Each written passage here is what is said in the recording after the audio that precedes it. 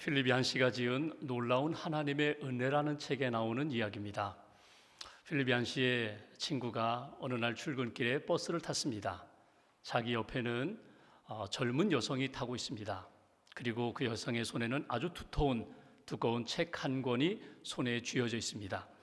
그 책은 스카펙이 지은 아직도 가야 할 길이라는 아주 좋은 책입니다. 그 책을 쥐고 이렇게 책을 훑어보는데 그 통로 건너편에 있는 남성이 이 여성에게 말을 건넵니다. 무슨 책을 읽고 계십니까? 여성이 말합니다. 내 친구가 나에게 준 책인데 그 친구가 이 책을 읽으면서 인생이 바뀌었다고 합니다. 그래서 나도 한번 읽어보려고 합니다. 그래요? 어떤 내용입니까?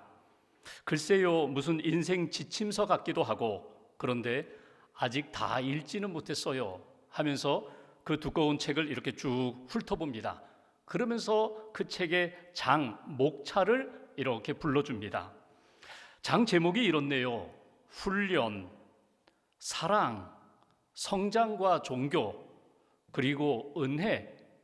그렇게 말하는데 그 남자가 말을 끊습니다. 뭐라고요? 은혜라고요? 은혜가 뭡니까? 은혜가 무엇입니까? 여성이 말합니다. 나도 잘 몰라요. 아직 은혜까지는 나가지 못했거든요. 아직 은혜까지 마지막 챕터를 읽지 못했기 때문에 은혜가 무엇인지 모르겠다는 이야기입니다. 그 경험을 자기 친구가 필립 얀시에게 전해주었습니다. 그 이야기를 들으면서 필립 얀시가 그 책을 써내려가는 가운데 마지막 이 여성이 했던 이야기, 은혜, 아직 거기까지는 나가지 못했는데요. 아직 은혜 거기까지는 이르지 못했는데요. 그 이야기가 계속 머리에 맴돌았다는 것입니다. 저녁에 뉴스를 듣습니다. 텔레비전 뉴스를 봅니다. 그 뉴스에서 나오는 많은 사건들을 보면서 세상에 은혜가 없구나, 은혜 없는 세상이구나, 그렇게 느꼈다는 것입니다.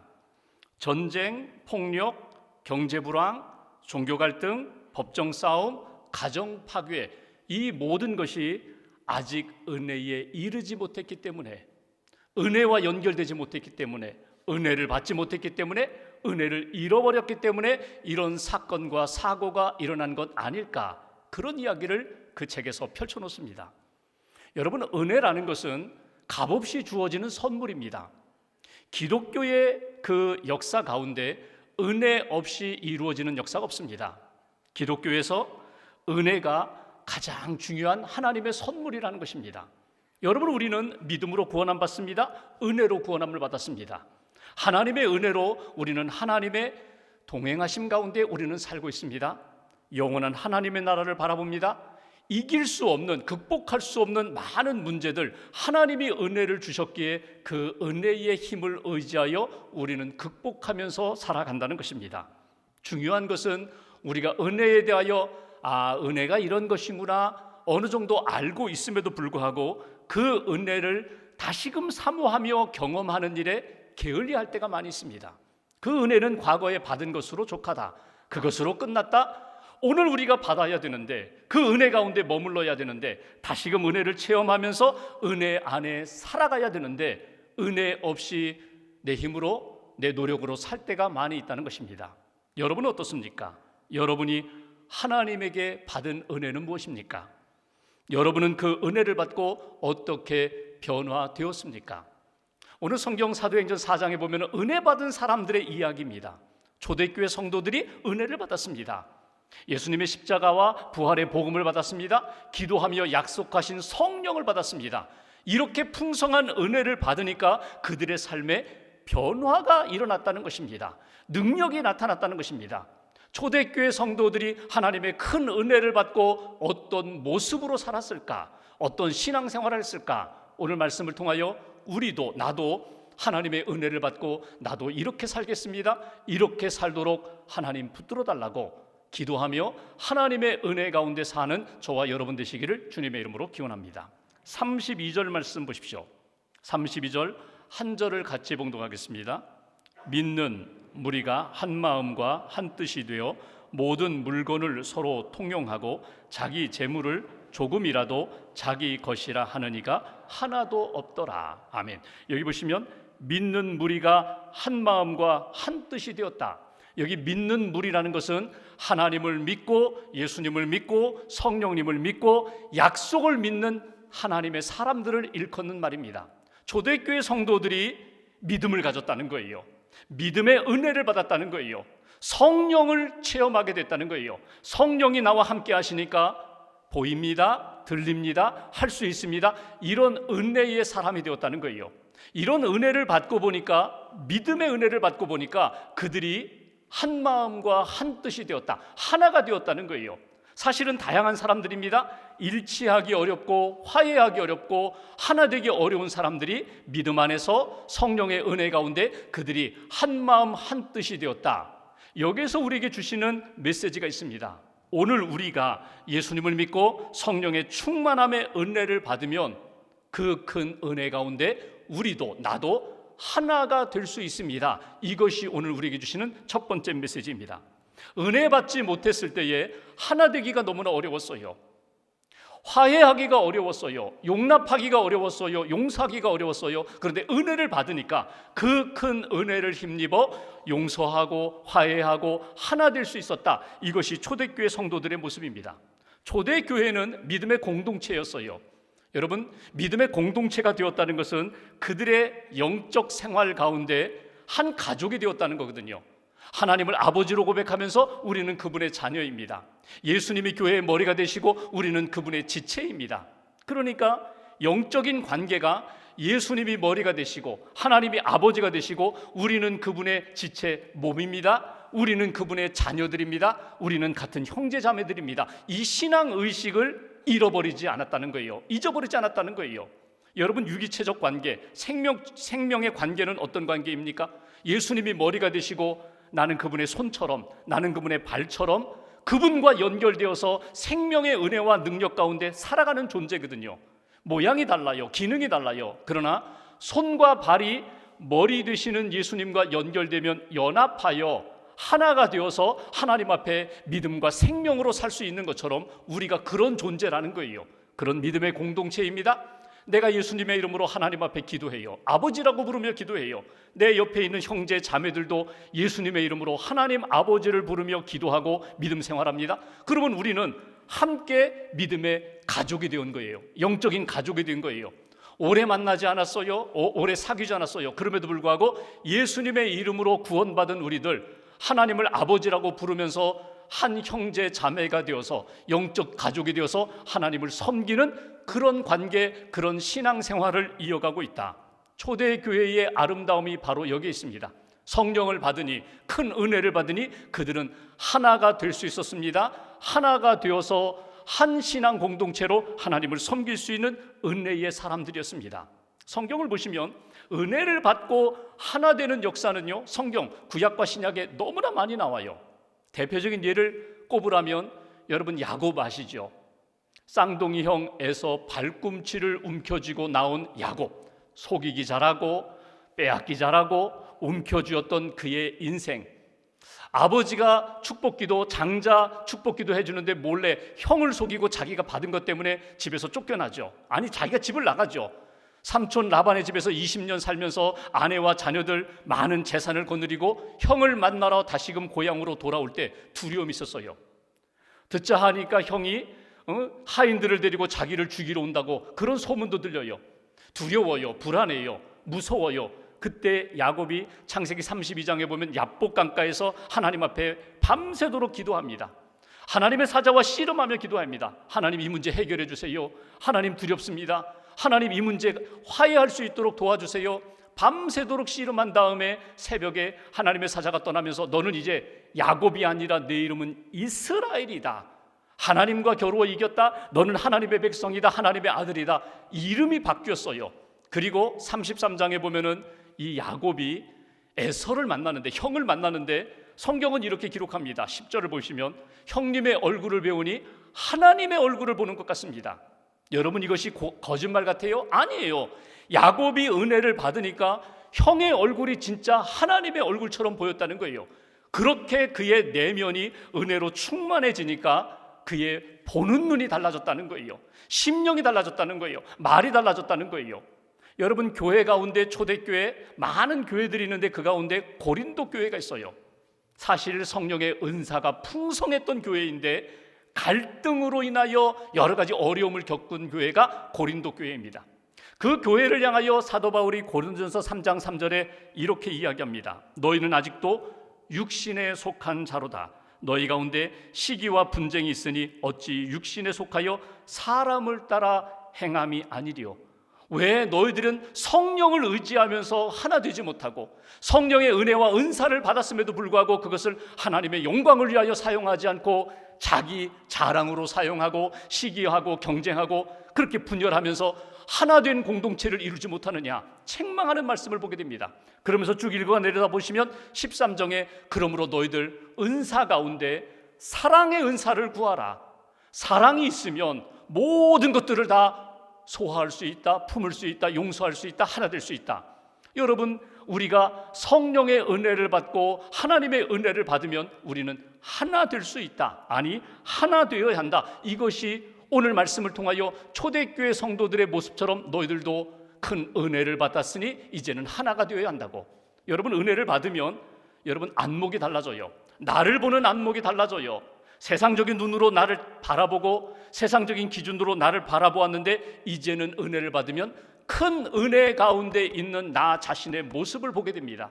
이웃을 바라볼 때에도 은혜의 눈으로 바라봅니다. 하나님을 바라볼 때에도 끊임없이 사랑하시고 은혜를 베푸시는 그 믿음의 눈으로 하나님을 바라볼 수 있다는 거예요.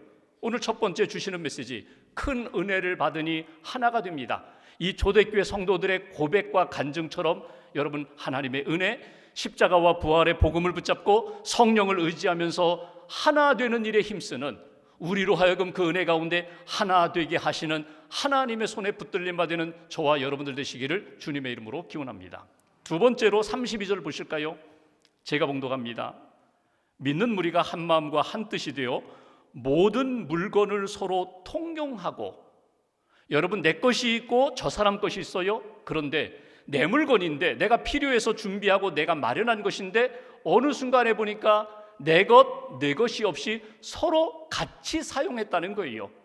전에는 내가 필요한 것만 생각하고 이건 내가 써야 돼라고만 생각했는데 어느 순간에 보니까 저 사람도 필요하네. 그러니까 함께 쓰자, 공유하는 마음이 생겼다는 거예요. 31절 후반부를 보십시오. 서로 통용할 뿐만 아니라 자기 재물을 조금이라도 자기 것이라 하는 이가 하나도 없더라. 하나님이 내게 맡겨주신 것입니다. 내가 기꺼이 나누겠습니다. 기꺼이 드리겠습니다.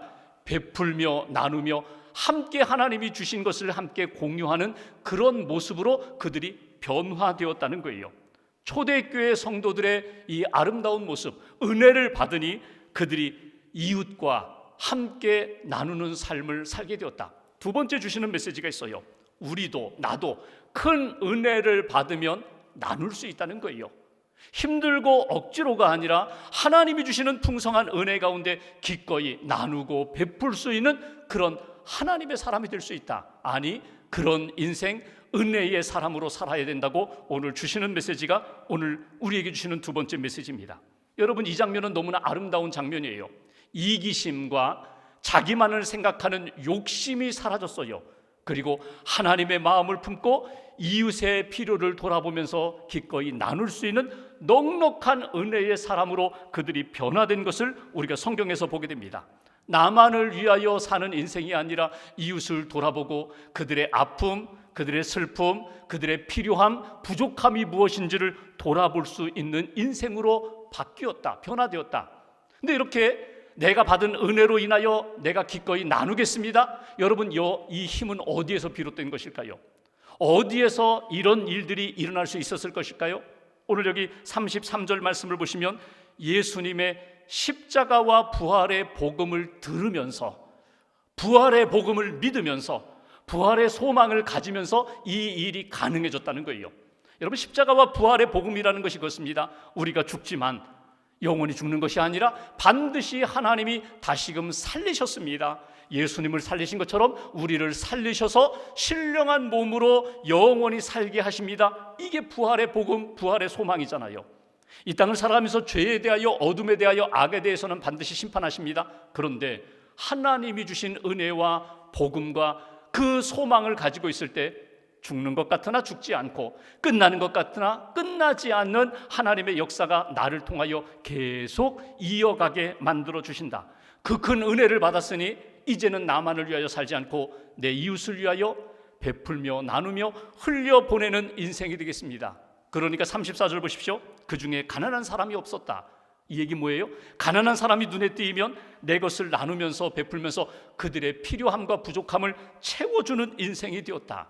내게 주신 은혜가 넘쳐서 그들에게 흘려보내 하나님이 주시는 역사가 함께 기쁨으로 나타나게 되었다. 여러분, 어떤 사람이 부자일까요? 나만 잘 먹고 잘 사는 사람 아니에요. 다른 사람을 부욕해 하는 사람이 진짜 부자예요. 행복한 사람은 나만 행복한 것이 아니라 다른 사람에게 기쁨을 주고 행복하게 하는 그 사람이 진짜 축복의 통로, 은혜의 통로인 것처럼 하나님이 나에게 그런 놀라운 은혜를 주셨다면 기꺼이 주신 은혜를 나는 흘려보내겠습니다. 이런 역사가 초대교회 안에 나타났다는 거예요. 일본의 한 크리스찬 주부가 있었습니다. 남편이 직장 생활하는데 살림이 어려워요. 그래서 집에다가 물건을 떼다가 이렇게 작은 물건을 파는 구멍가게를 차렸어요. 정직하게 좋은 물건을 떼다가 이윤을 적게 남기면서 물건을 팔았더니 막 동네에 소문이 쫙 났어요. 그 집에 가면은 좋은 물건 싸게 살 수 있다. 사람들이 몰려듭니다. 이제는 아예 트럭이 와서 물건을 대요. 그렇게 아주 구멍가게가 점점 번창하는데 어느 날 남편이 퇴근하다 보니까 역시 트럭이 이렇게 문 앞에 있고 물건을 내리고 있어요. 근데 그 모습을 보면서 마음이 편하지가 않았어요. 왜냐하면 이렇게 골목을 들어서 이렇게 동네에 쭉 오는 가운데 몇 개의 구멍가게가 있는데 다 안 되는 거예요. 문을 닫겠다는 거예요.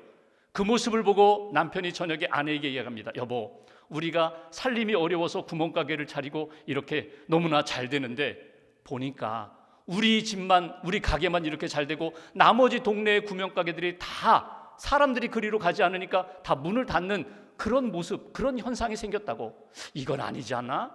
이건 아니지 않아? 우리가 생각했던 그 꿈은 이거 아니잖아. 부인이 받아들였어요. 그래요. 그러면 물건 품목을 우리가 줄이자고. 물건 품목을 줄였어요. 어떤 사람이 찾아와서 그 물건 있습니다. 아니에요. 그 물건은 저 옆집에 가세요. 저 가게로 가세요. 다 소개해주고 우리에게 필요한 것들만 가지고 물건을 팔았어요. 시간이 남았어요. 그러니까 여성이 책을 읽는 거예요. 또 글을 쓰는 거예요. 그렇게 해서 만들어진 작품 소설이 빙점이라는 소설이거든요. 이 크리스찬 여성이 미우라 아야코입니다. 여러분, 하나님이 우리에게 많은 것들을 주셨어요. 하나님으로부터 우리가 많은 것을 받았어요. 이거 나 혼자 다 누리겠다? 욕심입니다. 이기심입니다. 하나님이 주신 은혜, 하나님으로부터 받은 은혜, 사람들로부터 받은 많은 은혜, 여러분 나 혼자 누리는 것이 아니라 그것을 흘려보내는 인생이 되어야 한다. 이것이 초대교회 성도들의 모습이고 오늘 우리가 꼭 기억할 하나님이 주시는 메시지예요. 여러분, 베풀지 않으면, 나누지 않으면 내가 다 갖고 있겠다, 내가 다 담고 있겠다, 굳어버려요. 사용하지 못해요. 썩어요. 그리고 내 심령이요, 어떻게 되냐면요, 고갈돼요. 영적인 은혜가 점점 메말라져요. 세상적으로, 물질적으로, 산술적으로 보면은요, 내가 100을 가지고 있는데 이 30을 떼어주면요 70밖에 남지 않아야 되는데, 은혜의 원리는 그렇습니다. 하나님이 내게 주신 100을 가지고 30을 떼어주고 또 20을 떼어줬는데 나는 계속해서 100의 은혜로 하나님이 계속 채워주세요. 더 넘치게 채워주세요. 이것이 신앙의 원리이고 은혜의 원리거든요. 마틴 루터가 이런 이야기를 합니다. 오늘 사도행전 4장에 나오는 초대교회 성도들의 모습은 은혜가 넘쳐 흘러나온 사람들의 모습과 같다. 내가 내가 나누어주는, 억지로 나누어주는 모습이 아니라 하나님이 부어주신 은혜가 차고도 넘쳐서 흘러 넘치는 그러한 모습으로 초대교회 성도들 은혜가 충만했다. 그 은혜로 하나가 될 뿐만 아니라 나누고 섬기는 그런 공동체였다. 여러분, 우리가 그런 은혜를 받으시면 좋겠어요. 그런 은혜로 섬기시면 좋겠어요. 그런 은혜로 나눌 때에 하나님이 끊임없이 메마르지 않는 인생으로 채워주시는 그런 간증이 넘치는 저와 여러분들의 신앙생활 되시기를 주님의 이름으로 기원합니다. 마지막 한 가지, 34절 제가 다시 한번 묵독합니다. 그 중에 가난한 사람이 없으니 이는 밭과 집 있는 자는 팔아 그 판 것의 값을 가져다가, 35절 같이 봉독합니다. 사도들의 발 앞에 두매 그들이 각 사람의 필요를 따라 나누어 줌이라. 아멘. 여기 보시면 주목할 구절이 35절. 사도들의 발 앞에 두매. 무엇을? 자기들이 판 것을 가지고 사도들의 발 앞에 두었다는 게 뭐예요? 이건 사도들에게 주었다는 이야기가 아니라 하나님 앞에 봉헌했다는 거예요. 하나님 앞에 드렸다는 거예요. 근데 주목할 구절이 사도들의 발 앞에 두었다고 표현했는데 원문대로 하면요, 사도들의 발 아래에 두었다는 말이에요. 물질을, 그 돈을 어디에다 놓았다고요? 사도들의 발 아래에 두었다는 거예요. 신앙생활하면서 은혜를 받으면 여러분, 하나님의 위치와 나의 위치와 물질의 위치를 잘 정리해서 제자리에 갖다 놓아요. 하나님의 위치는 어디에 있어야 할까요? 우리의 신앙생활, 우리의 가정, 주의 몸된 교회에서 하나님의 위치는요, 언제나 우리 위에 있어야 돼요. 하나님이, 예수님이 우리의 머리가 되셔야 돼요. 물질은 어디에 있어야 할까요? 물질을 머리 위에 두고 살면 물질이 곧 우상이 되고 하나님이 되어버리거든요. 물질은 언제나 발 아래에 있어야 돼요. 하나님 앞에서 나는 누구입니까? 나는 그분의 소유된 백성이에요. 나는 그분을 왕으로 삼고 주인으로 삼고 목자로 삼고 사는 그분의 종이에요. 그분의 어린 양이에요. 이 영적인 질서와 영적인 위치를 바로 세우는 것, 그것이 바로 은혜의 역사라는 거예요. 나는 그 생각을 못해요. 나는 그런 질서를 만들기 어려워요. 나는 그런 위치를 정하기가 쉽지 않은데 은혜를 받으면 하나님은 하나님의 위치에, 물질은 물질의 자리에 놓고 하나님이 주신 마음을 가지고 그 물질을 선용하며 사는 믿음의 인생이 된다. 오늘 초대교회 성도들, 자기들에게 주신 것을 가지고 나눌 뿐만 아니라 하나님 앞에 드리고 헌신하면서 하나님의 뜻 가운데 사용될 수 있도록 하나님께 드리고 맡기는 인생. 세 번째 우리에게 주시는 메시지, 우리가 큰 은혜를 받으니 그 은혜에 합당하게 하나님께 드립니다. 물질을 드릴 뿐만 아니라 내 삶 전체를 하나님 앞에 드립니다. 하나님 뜻대로 사용해 주옵소서. 하나님께 맡기고 하나님 앞에 드리고 하나님 앞에 쓰임받는 그런 인생으로 하나님이 바꾸어 주신다는 거예요. 내가 가지고 있는 이 모든 것 하나님이 주신 것입니다. 하나님의 것입니다. 이 고백으로, 이 믿음으로 사는 인생, 이것이 은혜 충만한 인생이고 하나님 앞에 쓰임받는 인생이다. 초대교회 성도들은요, 믿음 충만했어요. 성령 충만했어요. 말씀 충만했어요. 그리고 하나님이 내게 주신 것 내 것이 아니라 하나님 앞에 쓰임받는 일에 주저하지 않고 기꺼이 드리는 인생으로 살았다. 그러니까 은혜라고 하면 감정적인 부분만에 멈추는 것이 아니라 하나님이 내 삶의 모든 것, 지식, 감정, 의지, 물질 생활, 사람들과의 관계, 내 삶에 일어나는 모든 것들을 하나님 앞에 맡기고 드리면서 그분 뜻대로, 그분이 원하시는 대로 쓰임받는 인생, 이것이 복된 인생이었다. 그러면서 오늘 본문에 보면은 한 사람의 예를 들었습니다. 바나바를 보라. 바나바, 그는 요셉이라는 이름을 가졌던 사람입니다. 그런데 그가 하나님 앞에 신실하게 섬기고 많은 사람들과 나누고 위로하는 사람이 되어서 그의 이름이 요셉에서 바나바로 바뀌었어요. 이 바나바라는 말 뜻이 위로의 아들이라고 표현되어 있는데, 먼저 예전에 우리 번역 성경에는요, 권위자라고 그렇게 표현됐어요. 권위자, 권면을 잘하고 위로를 잘하는 사람, 그렇게 나누고 베풀고 하나님 앞에, 오늘 마지막 절에 있는 것처럼 자기의 밭을 팔아 하나님 앞에 다 헌신하고 봉헌했던 그 사람, 그렇게 권면하고 위로를 잘하니까 진짜 권위를 하나님이 주셨어요. 오토리티, 하나님이 큰 영향력 있는 사람으로 만들어 주셨어요. 그러니까 내가 하나님이 주신 것을 가지고 그 은혜에 합당하게 섬기고 드리고 나누고 베풀다 보니까 바나바라는 사람이, 여러분 나중에 사도행전을 쭉 읽어보십시오. 그는요, 다리 같은 사람이 되거든요. 갈등이 일어날 때에 중재하는 사람, 하나님 앞에 쓰임받는 큰 영향력 있는 사람이 된 것이 바나바의 모습입니다. 하나님 앞에서 나는 어떻게 살 것인가? 필립 얀시가 이런 이야기를 합니다. 서두에 말씀드렸던 필립 얀시, 놀라운 하나님의 은혜를 우리가 계속 받으려면 하나님의 은혜가 내 안에 임하여서 큰 능력으로 나타나는 일에 장애물들이 있다. 그 장애물들을 깨뜨려야 한다. 장애물들을 다 소멸시켜야 된다. 그 장애물을 비은혜의 사슬이라고, unbroken chain이라고 그렇게 표현했어요. 깨지지 않는, 끊어지지 않는 그 사슬이 나를 이렇게 묶어매고 있다는 거예요. 의심, 미움, 죄책감, 적대감, 이런 사슬이 나를 꽁꽁 묶어서 하나님의 은혜를 받지 못하도록 계속해서 의심하고 불신하고 또 하나님 앞에서 원망하고 불평하는 인생으로 은혜에 합당하지 못하도록 나를 이끌어가는데 예수님의 이름으로 깨뜨려야 된다. 성령의 능력으로 깨뜨려야 된다. 그때 비로소 하나님의 은혜가 내 심령 가운데 충만하게 채워지고 은혜로 승리하는 하나님의 사람이 될 수 있다고. 지금은 은퇴하셨는데 김종철 박사님이라는 분이 계세요. 이분은 충남대병원 영상의학과 의사이면서 교수였던 분이거든요. 이분은 평생 CT라든가 MRI라든가 엑스레이라든가 초음파 가지고 사람들의 몸속을 늘 보셨던 사람이에요.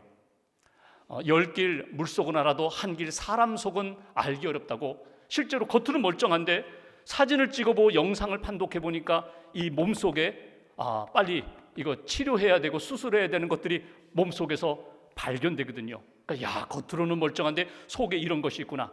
사람들 영상의학과에서 환자들을 만나면서 진단을 하면서 발견하고 치료하고 수술하게 하는 일에 헌신하셨던 분이거든요. 이분이 크리스찬인데 어느 날 기도하는데 그런 마음이 드는 거예요. 나는 이런 좋은 의학 장비를 가지고 사람들의 몸속을 이렇게 진단하는데 하나님이 내 마음속, 내 영적인 속사람을 진단하시면 나는 무엇이 보일까? 하나님의 눈에 무엇이 발견될까? 너무나 어둠이 많은데, 부패한 죄가 가득한데, 하나님 앞에 부끄러운 것이 너무 많은데, 그러면서 하나님 앞에 회개합니다. 하나님, 내 심령을 정결하게 해달라고, 하나님의 은혜로 채워달라고, 내 심령 안에 은혜가 가득하게 해달라고. 하나님이 은혜를 부어주시니까 환자들을 만날 때요 너무 기쁘고 감사한 거예요. 내가 비록 이런 의학적인 기술로 내가 도와주지만 하나님, 저 영혼 심령에도 예수 들어가게 해주세요. 말씀이 들어가게 해주세요. 예수 믿고 새 생명 얻게 해주세요. 기도하면서 자기의 삶 전체를 하나님 앞에 맡기니까 너무너무 행복한 거예요. 여러분, 갈등은요 끊어지지 않아요. 쉼 없이 우리에게 다가와요.